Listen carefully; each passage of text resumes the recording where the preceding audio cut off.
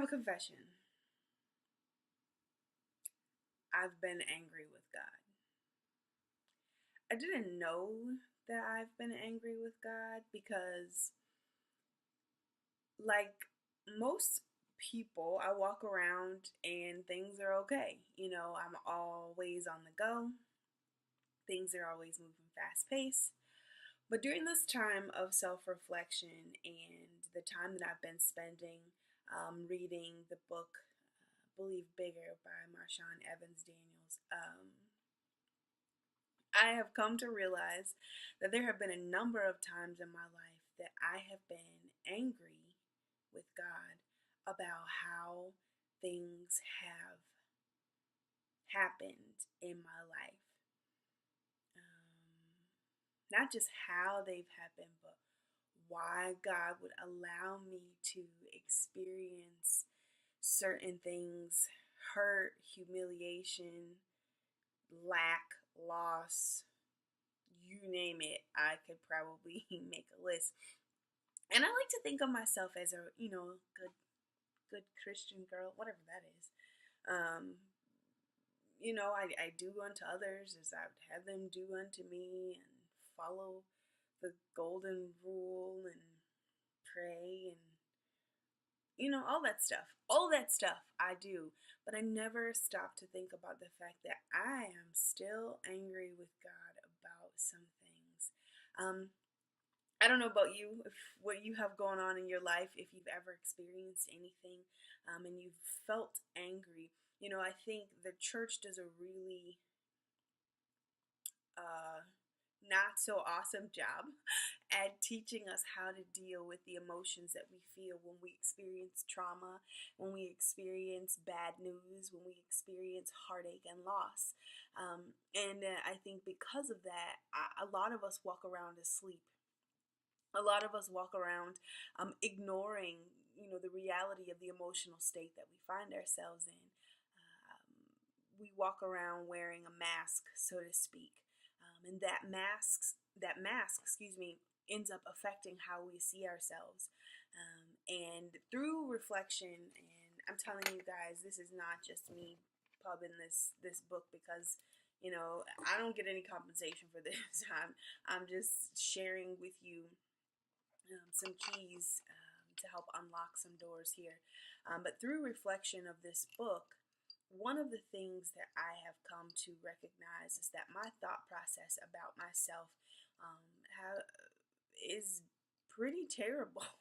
And a lot of it has to do with a lack of understanding of um, and a lack of acceptance for the things that have happened to me and through me. And so part of the section of Believe Bigger that Marshawn shares, and I want to share with you guys because it's really helped to define and redefine how I see myself and how I see the things that I've gone through.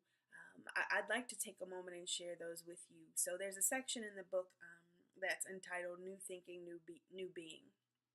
And Marshawn lays out 3 steps that I think are very important, especially if you find yourself facing a disruption. I want to go over those 3 steps, but first I want to reiterate one of the premises of the book. The book talks about how God uses disruption as a tool. I know we always hear that God is in control of everything and that God is the enemy can't do anything unless God allows it, but I don't think we really stop and think about what that means. I don't think we stop and think about the power of disruption and how God uses things in our lives to get our attention, number one, and then to cause us to realign ourselves with His perfect will and destiny for our lives. And I know that when I go through hard trials, the last thing I tend to think about is the realignment process. I'm usually too hurt and I'm usually too angry. And the first thing I do is run and hide.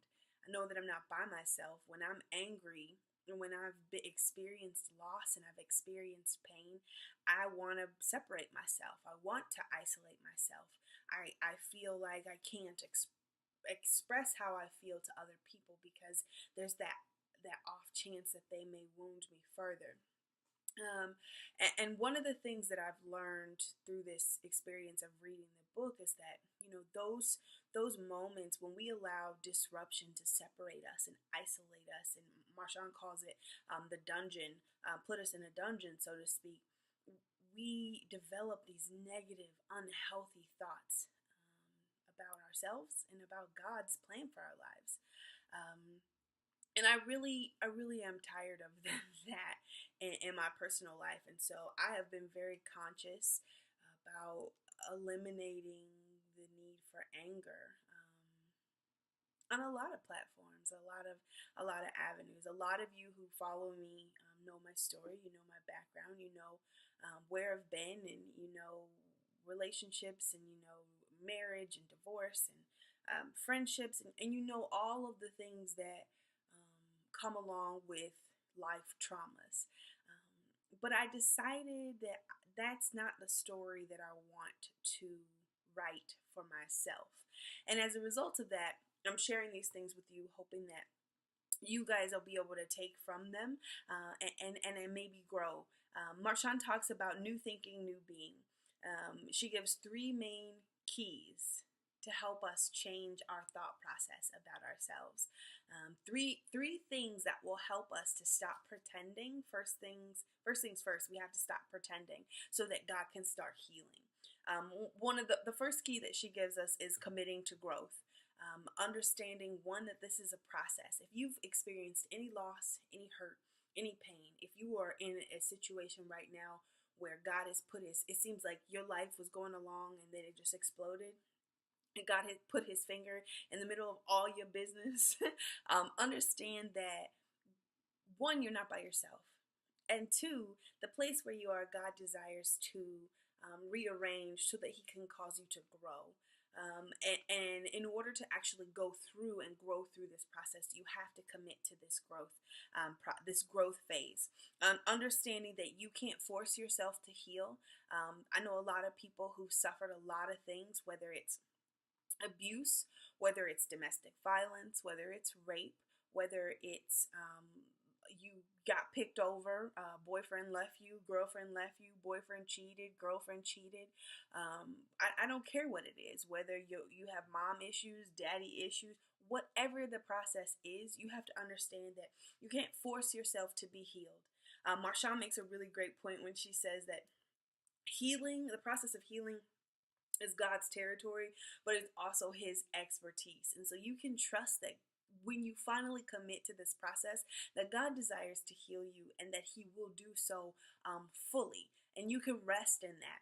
But you have to commit and stay willing to be plugged into this process. The second thing she says is learn to be honest with God about yourself. Listen, we live in a culture that is just full of fake, myself included. When people ask you how you doing, the first thing you say, "Oh, I'm fine, how are you?" Knowing your whole world done fell apart. It's everything you can do to keep the mask on. You're going to have to get real. Not with everybody, because I get it. Not everyone needs to know your business, but you're going to have to, first and foremost, get real with God. You're going to have to get real with the fact that you have doubts, that you don't feel confident in yourself. That's the first thing that I struggle with. I'll be honest, I feel inept a lot of the times. When I'm in law school, I don't know what I'm doing. They haven't asked me not to come back, so I feel like I'm doing okay. I don't have answers, a lot of the times, and I feel very short-sighted. I feel all thumbs. I just don't feel equipped, and I doubt myself a lot. But more importantly, I'm not gonna lie and be fake in this moment. I doubt God a lot, and I know that's I know, gasp, right? That's not the Christian thing to do. But the fact of the matter is, I this is an area that I have to actively be engaged in, and I have to actively choose to engage my faith. I'm honest with God about that, and I pray. When I pray, the thing that God says to me all the time is, "Look, Ryan, I've got this." He says, "Ryan, I've got this." And in my heart of hearts, I believe that God is faithful. God has shown me nothing but kindness. goodness, nothing but grace, nothing but mercy. Yet and still there's a piece of me that struggles with doubting him. Because see, I can believe God for everybody else. But when it comes to me, I don't know that I always believe that God will perform for me, even though He has. He's shown up time and time again. And if I'm honest, that's a reflection of my own self loathing because for some reason, I don't think I'm good enough for God to answer my prayers, for God to move on my behalf, for God to have anything designs bigger than what I can conceptualize or see. And that's very telling. Remember I told y'all this book is like a mirror. I'm seeing all kind of things that are written and not written, that are speaking so loudly to me about my life. But step 2 was just make sure that you are honest with God about your doubts and about the fact that, bad things have happened to you and you may be angry with him. He's big enough to handle that. He's big enough to handle it. One of my favorite quotes from this section is, just as a doctor can't operate on an unidentified condition, we can't engage the healing process unless we identify what's broken.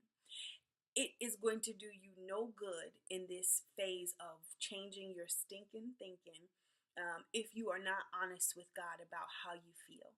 So my encouragement to you is to bite the bullet, get a journal, go in a room with no windows, no doors, scream your heart out and tell God the truth. My son will tell you, I am good. That's one thing I am good at is when I do need to finally have a come to Jesus, I just let it all out. And then I just feel so much better. But having those moments is important. Marshawn says we have to recognize the rawness to move forward to reinvention. I think that's the thing that I love about this book is it's not just about identifying the places of weakness that we have or the places where we don't measure up, but it's about how to move past that. This book is a strategy that we need to move forward. I don't want to die in a season of lowness or loneliness or a season of lack or drought. I have absolutely no intention of staying in a place that I am not growing, that I am not getting God's best for me. I have determined in my heart that I want to move forward. I want all of what God has for me.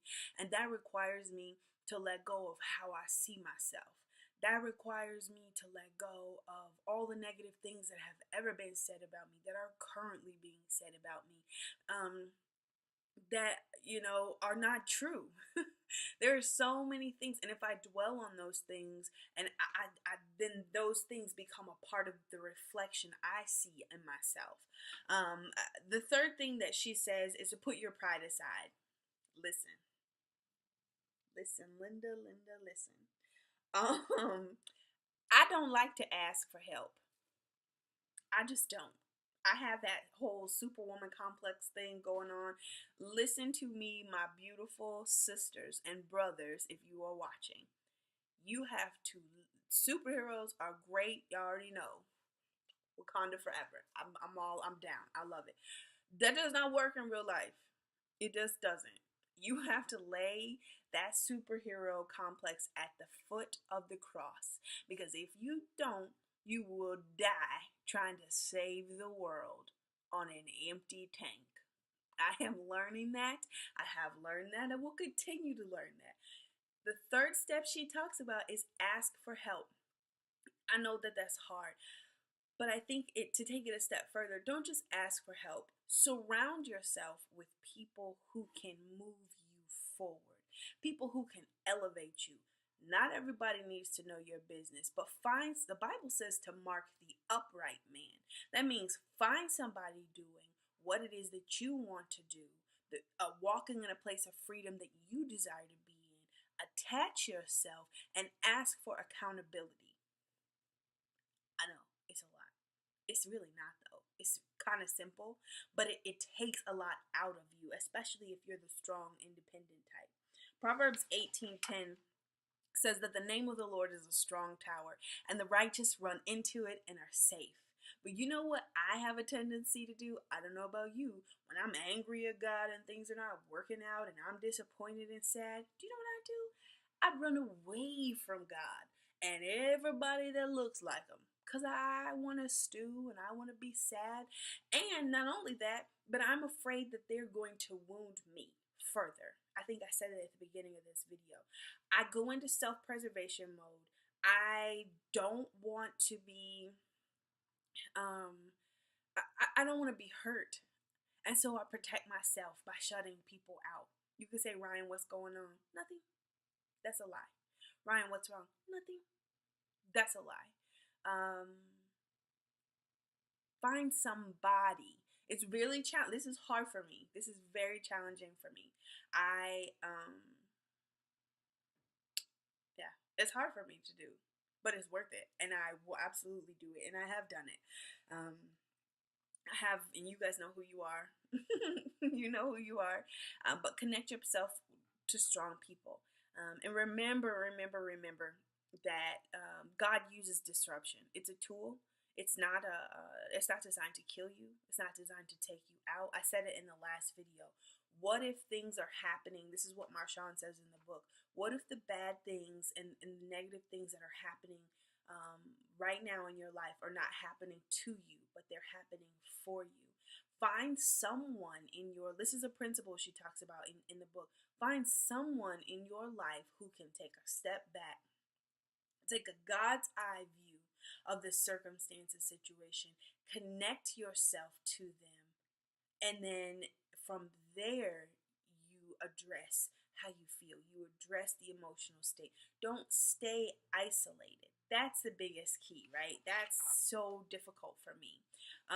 But I'm working on it, and I'm thankful for this book, and I'm thankful for the opportunity to do some reflecting, because I didn't realize that I was still angry with God, you know, about a lot of things that I'll share at a later point in time. But I didn't realize that I was angry, and you know, I don't think that I'm honest all the time about that anger, because you know, there are times in situations in my life where I felt like God really allowed me to walk into some things that really wounded me, or I walked into some things that really wounded me. But I felt like God should have been there waving a bigger white flag than a red flag than he already was, and should have stopped me somehow.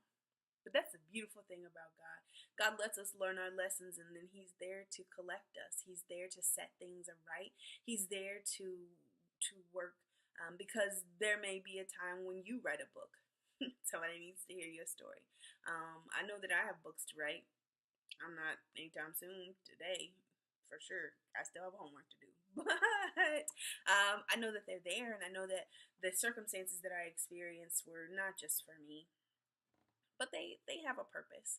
And so I want to leave those 3 keys with you. Again, commit to the growth process when you realize that you have some growing to do. When you realize that you need to change your thinking, commit to actually doing the work and changing your thought process about yourself. And then put your pride aside. Make sure you ask for help. Or that was step 3. Step 2, learn to be honest with God and where you are. If you're hurt, if you're wounded, if you have stinking thinking and you doubt God and you don't trust him and you feel like, woe is me, tell him that. Tell him that, so that he can heal you and move you forward. Be honest about the broken places in your life, and then align yourself with people that you see daily who are making it, because there are people out there living and can help you get to a place of freedom. So I won't keep you long. Again, I think this video is already longer than I intended it to be, but those are my notes from Believe Bigger. If you are interested in this book, which hopefully you are, I'm blowing up Facebook, I'm blowing up Twitter, not Twitter, I don't even tweet anything, but Instagram for sure, you know, because I want to put this book in your hands, and I think it's important. I think it's life-changing. Please don't wait. Please don't spectate and sit back on the sidelines while other people get free. because I plan on getting mine. I think I've said that before. But if you have questions, please let me know. I'm still doing my contest. All you have to do is like, subscribe, and comment below, and I'll make sure that I enter your name in the drawing. Let me know that you want to be entered in the drawing, and we'll go from there. I love you guys so much. Thank you for tuning in. I really hope that these 3 keys, even though they may seem small, they're huge. They're monumental. Take the time, do the work, and grow. Thanks for tuning in.